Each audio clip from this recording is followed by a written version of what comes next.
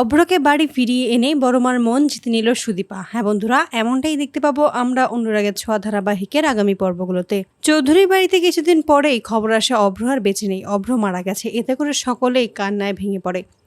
অভ্রের শ্রাদ্ধের আয়োজন করা হয়, ঠিক সেই মুহূর্তে সুদীপা বাড়ির ভেতর প্রবেশ করে আর সবাইকে জিজ্ঞেস করে এখানে কি হয়েছে। তখন হঠাৎ করেই সামনে দেখতে পায় অভ্রর ছবিতে মালা দিয়ে রাখা আছে। এতে করে অবাক হয়ে যায় সুদীপা। অপরদিকে সুদীপাকে যখন বাড়ির ভিতরে আসতে দেখে তখনই ক্ষিপ্ত হয়ে যায় গায়ত্রী সুদীপার উপরে। গায়ত্রী তখন সুদীপাকে বলে, তুমি একটা অপয়া মেয়ে, এই বাড়িতে আসার পরেই আমার ছেলেটা চলে গেছে।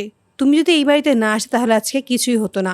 সবকিছুর জন্য তুমিই দায়ী, তুমি একটা অপয়া। এক্ষুনি তুমি এই বাড়ি থেকে বেরিয়ে যাও। ঠিক সেই মুহূর্তে সুদীপার পিসি ও আদিত্য সুদীপার কাছে এসে দাঁড়ায়।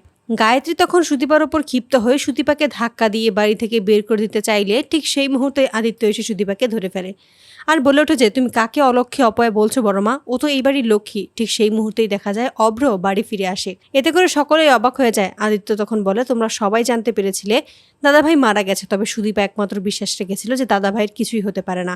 দাদাভাই এই বাড়িতে আবারও ফিরে আসবে, তাই সুদীপা আমাকে জোর করে নিয়ে গিয়েছিল দাদার কাছে। সেখান থেকেই আমরা দাদাকে উদ্ধার করতে পারি।